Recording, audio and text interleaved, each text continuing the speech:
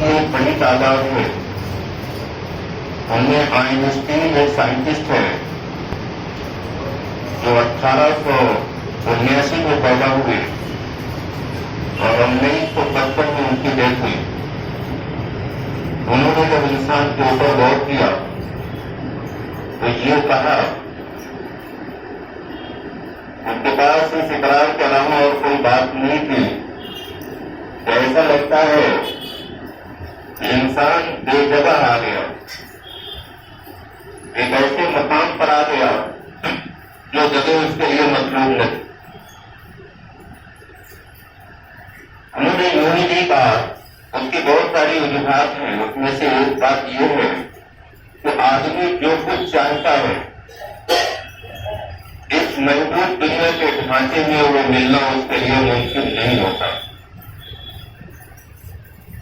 مثلاً آدمی ابدی زندگی چاہتا ہے لیکن اس کو ابدی دنیا نہیں دی گئی. انسان ایک بہتر کل پیدا کرنا چاہتا لیکن آنے والا کل ہر آدمی کے لیے جو چیز لے کر آ رہا ہے وہ 3 چیزیں ہیں: حادثہ، بڑھاپا اور موت. ہر آدمی یہ چاہتا ہے کہ ایک آزاد، برائیوں سے پاک، خوشیوں سے بھری ہوئی دنیا اس کے پاس ہو. وہ کیا چاہتا ہے؟ ہر آدمی یہ چاہتا ہے ایک آزاد، برائیوں سے پاک، خوشیوں سے بھری ہوئی دنیا. لیکن ایسی دنیا اس زمین پر بننا کبھی بھی کسی حال میں ممکن نہیں ہے. یہ تو موت کے بعد کی دنیا میں اللہ کو بنا کے رکھتا ہے. موت کے وقت انسان جب اپنے جسم سے الگ ہوتا ہے، جس کو آپ کہتے ہیں کہ جان الگ ہو، اس انسان کو ہم نے موت سے پہلے بھی نہیں دیکھا. کون کہہ سکتا ہے کہ ہم نے احساس کرنے والے اور سوچنے والے انسان کو دیکھا؟ حقیقت یہ ہے کہ ہر آدمی انسان کے جسم کو دیکھتا جو نمکیات اور معدنیات سے مل کر بنا ہے. ماورائے جسم انسان جو موت کے وقت خاموش ہو جاتا ہے، جو موت سے پہلے بھی دکھائی نہیں دیتا، تو اگر وہ مرنے کے بعد ہم کو دکھائی نہ دے تو اس سے اس کا عدم وجود کیسے ثابت ہو جائے گا؟ ماڈرن سائنس یہ کہتی ہے کہ جب کوئی چیز فنا ہوتی ہے تو وہ فنا نہیں ہوتی بلکہ حقیقی ترقی یافتہ شکل اختیار کر لیتی ہے. اس کو ماڈرن سائنس کی زبان میں انرجی کا نام دیا. سائنس کی یہ تحقیق اور قرآن مقدس کی ایک آیت کے سورہ زمر آیت نمبر 42 میں اللہ نے فرمایا، ذرا اس کی روشنی میں کچھ اگر غور کیا جائے تو بڑی حیرت انگیز چیزیں نکل کے آتی ہیں. اللہ ارشاد فرماتا ہے، اللہ یتوفی الانفس حین موتها والتي لم اللہ یتوفی الانفس حین موتها والتي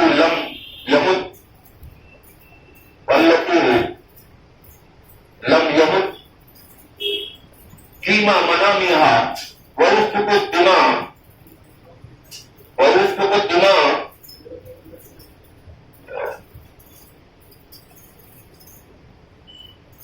آیت کا ترجمہ آپ کو کہہ رہا ہوں، اس وقت آیت کہیں سے نکل رہی ہے. اس کا ترجمہ یہ ہے کہ اللہ ارشاد فرماتا ہے کہ اللہ ہی ہے جو موت کے وقت آدمی کی جان کو قبض کر لیتا ہے اور سونے کے وقت ان جانوں کو بھی جن کی موت کا وقت ابھی نہیں آیا، پھر ان میں سے ان جانوں کو تو روک لیتا ہے جن کی موت کا فیصلہ کر دیا ہے، دوسری جانوں کو ایک مقررہ مدت تک کے لیے چھوڑ دیا جاتا ہے.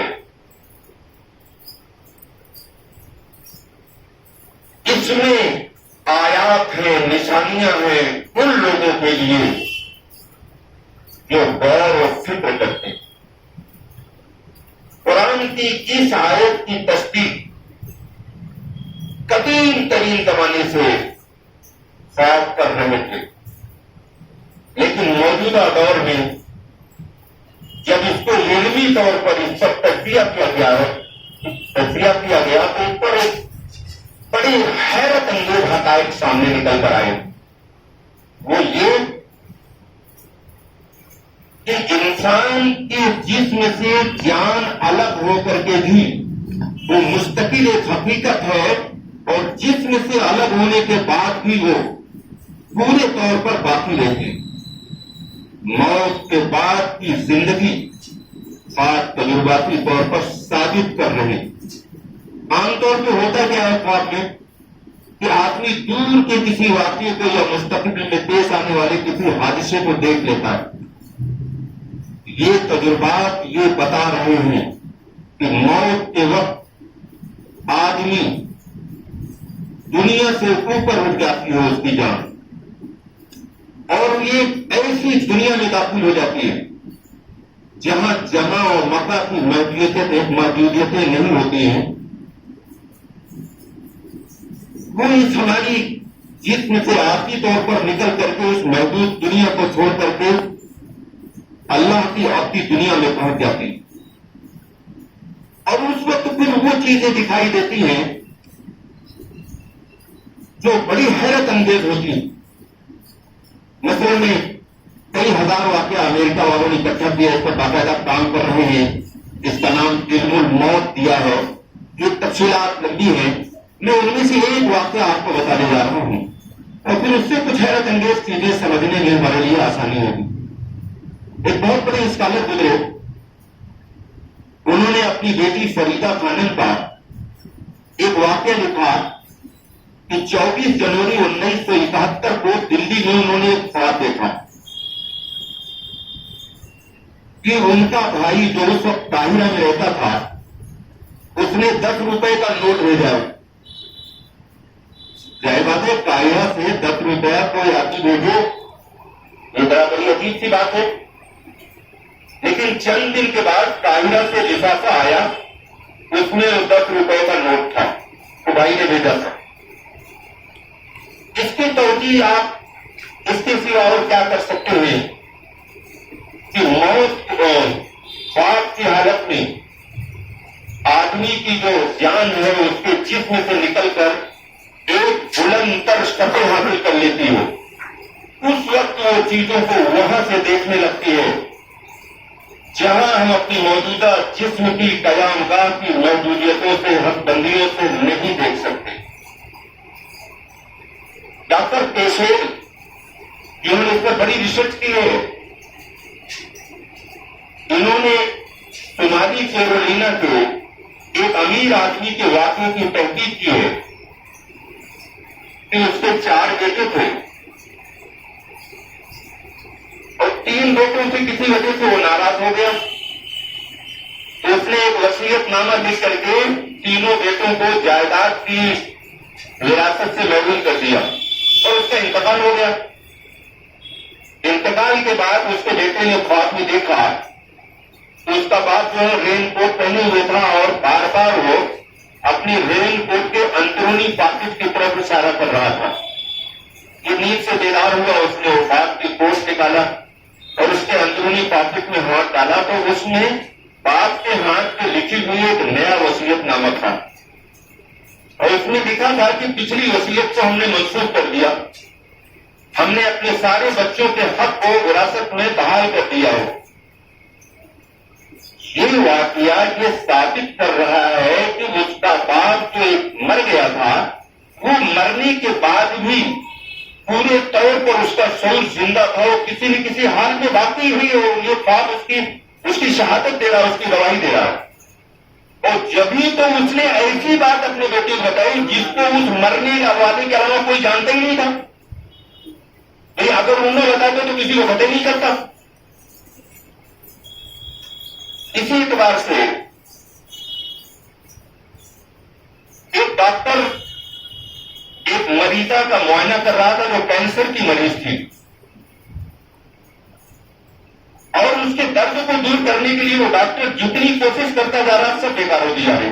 اچانک وہ بے ہوش ہو گئی اور پھر تھوڑی دیر میں ہوش میں آئی تو ایسا لگا کہ اس کو ایک دم آرام ہو گیا. ڈاکٹر نے اس تبدیلی کی وجہ پوچھی تو اس نے کہا کہ ابھی ابھی میری ماں آئی تھی جس کو مرے ہوئے ایک زمانہ ہو گیا تھا. ابھی بھی میری ماں آئی تھی اور اس نے کہا بہت جلد ہم دونوں اکٹھے ہو جائیں گے. اور اس کے بعد وہ مر گئی. تھوڑی دیر میں مر گئی. ہو اگر اس عورت کی ماں مرنے کے بعد کسی شکل میں وہ باقی نہیں تھی تو اس نے آ کر یہ بات کیسے بتا دیا کہ ابھی ہم دونوں اکٹھے ہو جائیں گے؟ اور یہ بات حقیقی تھی، خیالی نہیں، اس لیے تو اس کے فوراً بعد وہ مر گئی. اگر یہ خیالی بات ہوتی تو غلط ثابت ہو جاتا. اب اس پر آپ قرآن کی ایک آیت پر ذرا غور کریں. یہ جتنی چیزوں پر آج ریسرچ ہو رہی ہے باقاعدہ سائنٹیفک ڈھنگ سے، قرآن نے پہلے ان چیزوں کو اعلان کر دیا. فَلَوْلَا إِذَا بَلَغَتِ الْحُلْقُومَ وَأَنْتُمْ حِينَئِذٍ تَنظُرُونَ وَنَحْنُ أَقْرَبُ إِلَيْهِ مِنكُمْ وَلَٰكِن لَّا تُبْصِرُونَ. یہ پورا واقعہ آیت نمبر 83، 84، 85 ہے.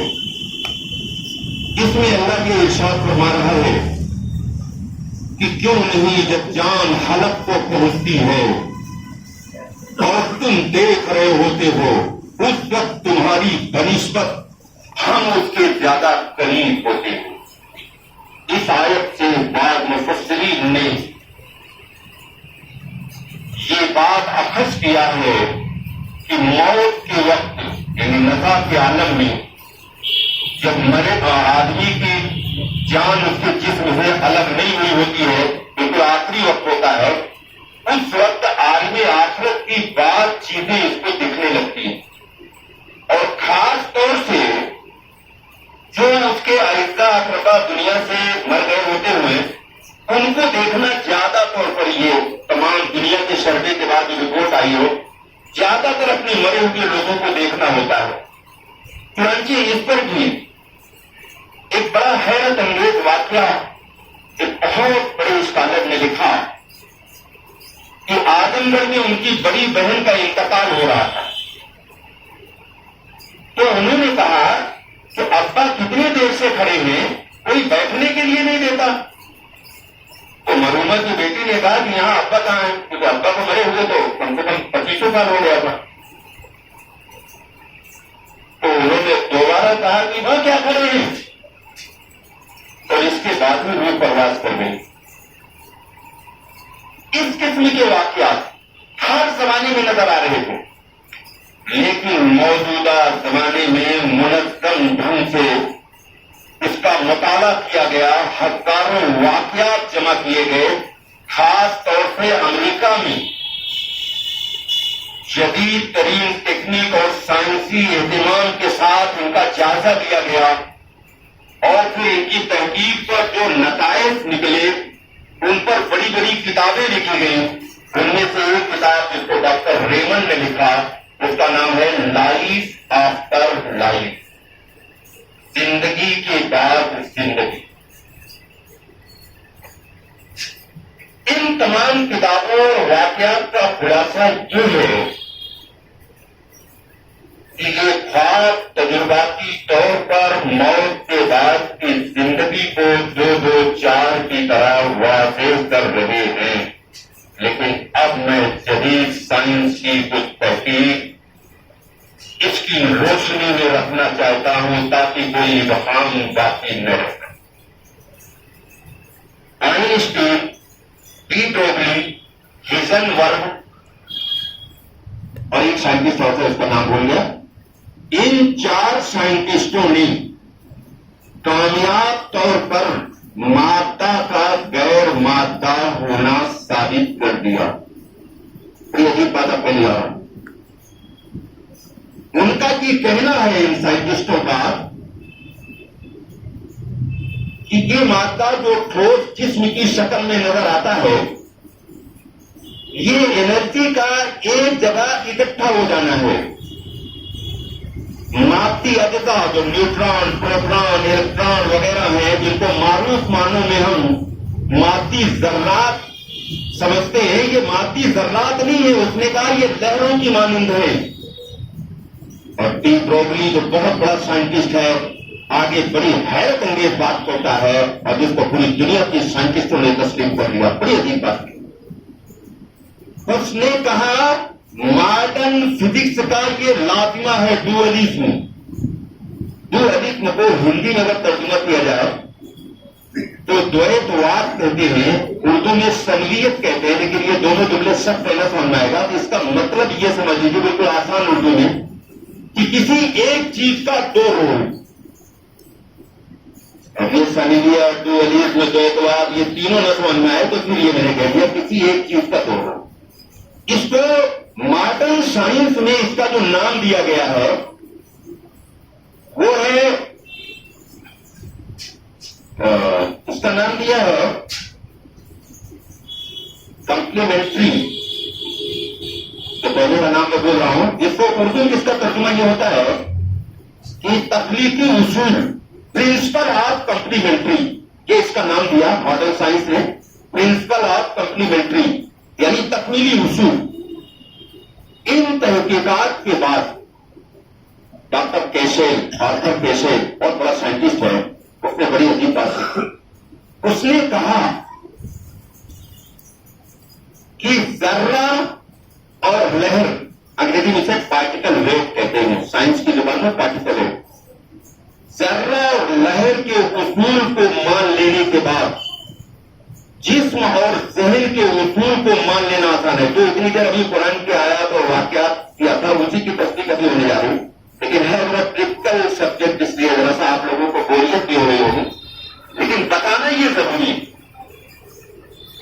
तो उसने कहा जब जर्रा और लहर तो मान लिया गया तो जिस्म और जहन के उसूल को मानना जरूरी है। आगे लिखता है कि जब एक जगह तकमीली उसूल यानी प्रिंसिपल ऑफ कंप्लीमेंट्री को मान लिया गया तो दूसरी जगह इस तकमीली उसूल को न मानने की कोई वजह नहीं होती। अब आगे वो लिखता है कि एक सवाल किया जा सकता है कि जब मादा अपने आप को लहर में तब्दील कर सकता है और बेजिस्म एनर्जी बन जाता है तो फिर क्या अब भी ये बात बेमाना होगी कि बेजिस्म जहन, असल में जहन को ही बाद लोगों ने जान कहा है। ये ध्यान रखिएगा, ये बड़ा ही क्रिटिकल सब्जेक्ट है, लेकिन बहरहाल इसको लाना आज जरूरी है। उसने कहा क्या अब भी ये बात बेमाना होगी कि जब एनर्जी दे दो, ये मैटर जैसा ठोस चीज अगर ये लहर में तब्दील हो सकता है तो फिर जहन बगैर जिस्म के क्यों मौजूद नहीं हो सकता। और उसने कहा क्या आप भी लोग ये कहेंगे कि गैर जहनी मादा को, जिसको अंग्रेजी में स्टोक माइंड कहते हैं, जहनी मादा को गैर साइंसी कहेंगे, जिसको ब्रिटिश साइंटिस्ट आर्थर एडिंगटन ने बहुत वाज़ेह तौर पर पेश किया। उसने कहा था stoop of the mind, the stoop of the world. तर्जुमा उसका कर दे रहा हूं, अल्फाज ही तो भूल गया, लेकिन मुझे बहुत अच्छी तरह से याद है कि कायनात का मादा एक ज़हीन मादा है। और फिर आगे एक साइंटिस्ट है आई.जे. वुड, उसका नाम है आई.जे. वुड। इसने तो बड़ी अजीब बात की थी, सारी बहसें ही खत्म कर दी और इसके एक जुमले से मौत के बाद की जिंदगी को समझना बहुत आसान हो जाता है। उसने कहा matter is ethereal and mind is solid rock. मादा गैर हकीकी है और जहन, जिसको माइंड उसने कहा, एक सॉलिड चट्टान है। अब ये सब्जेक्ट ऐसा है कि साइंस के जो स्टूडेंट हैं तो वो तो इन बातों को समझते हैं, आप लोगों के लिए समझना जरा मुश्किल हो रहा होगा, लेकिन सब्जेक्ट ऐसा था इसको लाना बहुत जरूरी था। इसलिए बहुत इख्तिसार के साथ जो जुमले में इसको मैं तकमील करके मैं दूसरे सब्जेक्ट की तरफ भी आ जाना चाहता हूं। इस दोनों से वक्त में दो अनुमान की बात करना चाहता हूं। असल में इस साइंसी बहस का खुलासा ये है कि जब साइंस ने ये साबित कर दिया कि ये जो मटेरियल की दुनिया है جب سائنس یہ کہتی ہے کہ یہ لہر میں تبدیل ہو سکتی ہے اور ان کو کہنا ہے کہ یہ لہر ہے ہی ہے، جس کو انگریزی میں ہیٹ ویو کہتے ہیں، گرم لہریں، انسان کے اندر سے گرم لہریں نکلتی ہیں، موٹر کار کے اندر سے، پلین کے اندر سے، ہر چیز کے اندر سے گرم لہریں نکلتی ہیں، اور اس پر مستقل طور پر سائنس نے کام کیا اور اس کے ذریعے بڑے بڑے فوائد حاصل ہوئے، وہ مستقل ایک الگ عنوان ہے۔ یہاں تک کہ جو پلین کی ہیٹ ویو یعنی گرم لہریں نکلتی ہیں، اس کی بنیاد پر نیو یارک میں آج سے 60 سال پہلے ایک پلین آیا تھا، رات کی اندھیری میں چکر لگا کے چلا گیا، تو انہوں نے ایک کیمرہ کے ذریعے، جس کا نام ہے ایوا پروگراف، اس کیمرے کا نام ایوا پروگراف ہے، اس پورے جہاز کے جانے کے بعد اس کی پوری فوٹو لے لیا اور پوری تفصیل اس کی بتا دیا کہ جہاز کیسا تھا، کون تھا، کہاں سے آیا تھا۔ یہاں تک آج سائنس پہنچ گئی۔ تو یہ خالی ہوائی بات سائنس کی نہیں ہے کہ وہ مٹیریل کو لہر کہتا ہے اور کہتا ہے یہ مٹیریل سب لہر میں تبدیل ہو جائے گا، تو پھر اس کا کہنے کا مطلب یہ ہے کہ پھر بغیر جسم کے جو انسان ہوتا ہے، جس کو جان کہتے ہیں، اس میں کیوں تعجبات کرتے ہیں؟ یہ اس کی پوری تفصیلات ہیں۔ اب چونکہ یہاں کی ذمہ دار نے ایک بڑی عجیب بات کہی تھی، اس لیے اس پر میں 2-3 باتیں کہوں گا، تو وقت زیادہ نہیں میرے پاس۔ لوگ یہ سمجھتے ہیں کہ جو بیان کرنے والا آدمی ہے وہ ہماری مرضی کے مطابق بیان کرے، لیکن اگر دور اندیش کوئی اوریٹر ہے تو وہ عوام سے زیادہ جانتا ہے کہ ہمیں کیا بولنا چاہیے۔ میں ایک حدیث لانے جا رہا ہوں، اس سے آپ سمجھیے کہ میں ان موضوعات پر کیوں بات کرتا ہوں اور جن موضوعات کو پبلک یا دیگر لوگ پسند کرتے ہیں میں اس پر کیوں نہیں بولتا، یہ سمجھیں۔ ایک حدیث ہے جو بہت مشہور حدیث ہے، کم سے کم مولوی برادری سب کو یہ حدیث یاد ہے، ایسی حدیث ہے، اور جس کی راوی ہے عفیف کائنات ماں عائشہ صدیقہ رضی اللہ تعالیٰ۔ انہوں نے کہا کہ قرآن میں پہلے احکام نہیں نازل ہوئے، متفق علیہ، ساری دنیا کے علماء کا اس پر اجماع ہے، قرآن میں پہلے احکام نہیں آئے، جنت اور جہنم کی بات کی گئی۔ قرآن میں پہلے کیا بات کی گئی؟ جنت اور جہنم کی، موت کے بعد کی زندگی کی، خدا کی قدرت، الوہیت اور ربوبیت پر بات کی گئی۔ نماز روزہ حج زکات کی بات نہیں کی قرآن نے۔ 10 سال کے بعد پہلا حکم آتا ہے نماز کا، 10 سال کے بعد نماز آئی ہے۔ 10 سال تک پیغمبر کی جو تقریر تھی، جو گفتگو تھی، وہ کس پر تھی؟ یہ بڑی عجیب حکمت ہے قرآن کی، اور قیامت تک اس حکمت کو جو ملحوظ نہیں رکھے گا ٹھوکریں کھائے گا، ناکام ہو جائے گا، برباد ہو جائے گا، اور ہو رہا ہے پوری دنیا میں۔ 10 سال تک پیغمبر کس پر بات کرتے رہے؟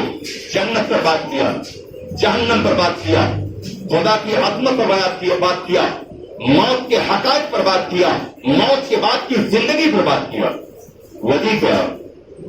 اگر پہلے حکم آ جاتا اور یہ چیزیں نہ بتائی گئی ہوتی تو حضرت عائشہ کہتی ہے لوگ اسلام چھوڑ دیتے، شراب نہ چھوڑتے۔ یہ عائشہ کا قول ہے۔ کیا کہا حضرت عائشہ نے کہ اگر پہلے نماز روزہ حج زکات یہ آتا اور یہ جنت و جہنم اور اللہ کی عظمت اور موت اور اس کی حقیقت نہ آتی سامنے، اور اس کی عظمت دل میں نہ اتری ہوئی ہوتی، اور اس سے پہلے جب احکام آتا کہ شراب نہیں پینا چاہیے، تو مکے والے کہتے کہ اسلام آپ کو مبارک، ہم شراب نہیں چھوڑیں گے، اسلام چھوڑ دیں گے۔ یہی وجہ ہے کہ مکے میں لوگ حضور کے ہاتھ پر ایمان لاتے تھے اور شراب بھی پیتے تھے۔ یہ بڑی عجیب بات آپ کو لگ رہی، شراب تو مدینے میں جا کر حرام ہوئی، 13 سال مکے میں حضور رہے، وہاں شراب حرام نہیں تھی۔ ہاں یہ حکم ضرور آیا، ترتیب و تدریج اسلام میں اس کا بڑا لحاظ رکھا گیا کہ بھائی شراب میں نفع کم ہے، نقصانات زیادہ ہیں، اور پھر یہ کہا کہ نشے کے حالت میں جب ہو تب نماز کے قریب نہ جاؤ۔ پھر لاسٹ میں یہ حکم دیا کہ شراب حرام ہے۔ یہ تفصیلات کیوں ہیں؟ ایک مثال دے دوں، وقت میرے پاس بہت کم ہے، یہ بڑا حیرت انگیز عنوان ہے اور اس پر بھی آپ بولنا ضروری ہے۔ ایک آدمی کا درخت ہے، اگر وہ سوکھ رہا ہے تو آپ اس میں کھاد اور پانی کہاں ڈالیں گے؟ پتیوں پر، شاخوں پر، اس کی ڈال پر؟ اس کو سب پاگل کہیں گے اور کہیں گے اس کو آگرہ لے جاؤ. دماغ خراب ہے اس کا. کھاد اور پانی درخت کی جڑ میں ڈالا جائے گا. تو جب کھاد اور پانی درخت کی جڑ میں ڈالو گے تو یہ شاخیں یہ پتیاں سب ہری بھری ہو جائیں گی. لیکن اگر شاخوں اور پتیوں پر کھاد اور پانی ڈالو گے تو ان کا تو کچھ ہونا نہیں, پورا پیڑ سوکھ جائے گا. آج ہمارے کثیر تعداد میں لوگ یوں کر رہے ہیں کہ وہ شاخوں پر پتیوں پر پھولوں پر گفتگو کرتے ہیں, اور جو بنیادی چیزیں ہیں جس کے آنے کے بعد یہ چیزیں آپ سے آپ آ جاتی ہیں اس پر کوئی تذکرے نہیں, کوئی باتیں نہیں. اس لیے اس پر بات کرتا ہوں. دوسری بات یہ کہ آپ کو محسوس ہوا اور بہت سارے سننے والے لوگ یہاں بیٹھے ہیں گواہ ہیں, انہوں نے کہا کہ آپ جو کچھ تقریر میں کرتے ہیں یہ کہیں سننے کو نہیں ملتا. تو سوال یہ ہے کہ جب آپ یہ محسوس کر رہے ہیں کہ یہ آدمی جو بات کرتا ہے یہ کہیں سننے کو نہیں ملتا, ریئر کوئی چھوڑ کر, یہ ان کی بات ہے, میری بات نہیں. میں جو کہتا ہوں بے شمار لوگ مجھ سے زیادہ اور بہت اچھی اچھی باتیں کر رہے ہیں, تمام آتے ہیں, یہ ان کی بات بتاؤں, میں اپنی بات نہیں کروں کہ یہ لوگ یہاں سے کہتے ہیں. تو سوال یہ ہے کہ وہ باتیں جو آپ نے نہیں سنا ہے وہ آپ کے سامنے آ رہی ہیں, اور جو آپ سننا چاہتے ہیں اس کو تو آپ اگر اپنے مسجد کے ایک درجہ دوم کے پڑھے ہوئے بچے سے بھی جاننا چاہیں گے تو آپ کو بتا دے گا. اگر آپ یہ جاننا چاہتے ہیں کہ صاحب وضو کیسے کرنا چاہیے, اور وضو میں بعض لوگ 3 مرتبہ پانی یوں کرتے ہیں اور پھر 3 مرتبہ یوں دھوتے ہیں تو 6 مرتبہ ہو گیا, بالکل فضول بات ہے. اگر یہ چیزیں آپ جاننا چاہتے ہیں یہ تو آپ درجہ 2 کا بچہ بھی آپ کو بتا دے گا. اگر آپ یہ جاننا چاہتے ہیں کہ جب کھڑے ہوں تو آپ کی نظر کہاں ہونی چاہیے, رکوع آپ کا کیسے ہونا چاہیے, بہت ضروری ہے. اگر رکوع صحیح نہیں تو نماز صحیح نہیں ہوتی. اور میں نے ایک چیز سوچا بھی میں اس کی تفصیلات بتاؤں, پھر میں نے خود ہی کہا کہ یہ تو تمام لوگ بتا دیں گے. رکوع صحیح ہونا چاہیے, سجدے میں نظر کہاں ہونی چاہیے, اتحیات میں کہاں ہونا چاہیے, اور سجدے میں کیا کیفیت اور کیا تصور ہونا چاہیے, رکوع میں کیا کیفیت اور کیا تصور ہونا چاہیے. اور اگر واقعی یہ کیفیت اور تصور تو لوگ سنے بھی نہیں ہوگے, اگر رکوع اور سجدے کی کیفیت اور تصور لوگوں کو معلوم ہو جائے اور اس پر عمل کرنے شروع کر دے تو میں کہتا ہوں یہ نماز آپ کو بہت بلند مقام عطا کرتی ہے. یہ تو کھٹا لوگ جلدی سے رکوع جلدی سجدہ وہ کرتے ہیں, یہ اس بات کی دلیل ہے کہ ابھی انہوں نے نماز کے حقائق کو سمجھا نہیں, جانتے نہیں. بہرحال چونکہ آپ لوگوں کی تمنا ہے تو انشاءاللہ میں اگلے جمعے کو کوشش کروں گا, وعدہ تو نہیں ہے, کوئی ایسی بات نہ آ گئی تو میں تفصیل سے کوشش کروں گا کہ یہ جو ابتدائی چیزیں ہیں جس کو آپ جاننا چاہتے ہیں کہ مسجد میں کیسے آئے, وضو کیسے کرے, غسل کیسے کرے, نماز کیسے پڑھے, نماز حقیقی کیسے ہوتی ہے, نماز روایتی کیسے ہوتی ہے. قرآن نے ایک نماز تو کامیابی والی بتائی, ایک نماز بربادی والی ہے, دونوں آیتیں قرآن میں موجود ہیں. فویل للمصلین الذین هم عن صلاتهم ساہون, یہ بربادی والی نماز ہے, ترجمہ نہیں کر رہا ہوں. اور کامیابی والی نماز قرآن نے کہا قد افلح المؤمنون الذین هم فی صلاتهم خاشعون, یہ دونوں نمازیں ہیں. لیکن یہ بہرحال آدمی میں کوشش کروں گا اگلے جمعے کی اس کی تفصیلات لاؤں گا. بس آج تو مجھے جو بات کرنی تھی وہ موت کے بعد کی زندگی کو کچھ تجرباتی واقعات اور سائنسی حقائق کی روشنی میں پیش کرنا تھا. یہ ہم نے بہت اچھی طرح سے تو نہیں, لیکن بہرحال ٹوٹے پھوٹے انداز میں جو ہم نے رکھا ہے, اللہ کرے کہ یہ ہماری سمجھ میں آ جائے. اگر یہ سمجھ میں آ گیا کہ اصل زندگی موت کے بعد ہے, جہاں ہمیشہ رہنا ہو, کبھی نہیں ختم ہونا ہے, یہ زندگی تو بالکل عارضی ہے, ٹیمپریری ہے, تو میں سمجھتا ہوں ساری بھلائیاں آپ کے اندر آ جائیں گی. اگر یہ نہیں آیا تو پھر بظاہر کچھ بھی نظر آئے گا, حقیقت میں دین نہیں ہوگا. اس پر ایک آخری بات عرض کرتا ہوں جس کو بہت بڑے محقق نے اپنی کتاب میں لکھا ہے کہ آخرت کو بھول کر کے دنیا میں کھو جانے والے لوگوں کی انہوں نے ایک واقعہ انہوں نے پیش کیا اور اس سے بتایا کہ یہ لوگوں کی کیا حیثیت ہے. یہ انہوں نے کہا کہ عیسیٰ علیہ السلام نے ایک خواب دیکھا کہ ایک شیر ان کا پیچھا کر رہا ہے, اس سے جان بچانے کے لیے بھاگے تھے, کنواں نظر آیا, کنویں میں ایک رسی لٹک رہی, رسی پکڑ کے نیچے جانے لگے. اب یہ بیچ کنویں میں پہنچے, نیچے ایک بہت بڑا سانپ منہ کھالے بیٹھا ہوا, اب بڑے پریشان ہوئے, اوپر شیر ہے نیچے سانپ ہے, کہاں جائیں. اور رسی پکڑے لٹکے تھے, دیکھا 2 چوہے, ایک سفید چوہا ایک کالا چوہا, وہ رسی کو کاٹنے لگے. اب بڑے پریشان ہوئے کہ یہ زندگی کا سہارا رسی تھی, اب یہ بھی 2 چوہے کاٹ رہے ہیں. ارے یہی پکڑے ہوئے لٹکے تھے، نیچے تو سانپ تھا، اوپر شیر تھا، یہ سارا تھا، اس کو یہ چوہے کاٹنے، اب تو زندگی اتنی ہے کہ رسی کٹے گی سانپ کے منہ میں چلا جاتا۔ ابھی اسی پریشانی اور بے چینی یہ تھے کہ دیکھا کنویں کی دیوار میں مدھ مکھی کا چھتا لگا تھا، اس میں سے مدھ ٹپک رہا تھا، شہد۔ انہوں نے ہاتھ بڑھا کر انگلی پر ذرا سا شہد کا ایک قطرہ لیا، منہ میں رکھا، اتنا لطف آیا کہ اوپر جو شیر تھا اسے بھی بھول گئے، نیچے جو سانپ تھا اسے بھی بھول گئے، اور سفید اور کالے چوہے جو رسی کاٹ رہے تھے اسے بھول گئے، سب بھول گئے، مست ہو گئے۔ یہ تو خواب تھا لکھنؤ کے روشن ضمیروں، اس کی تعبیر کیا؟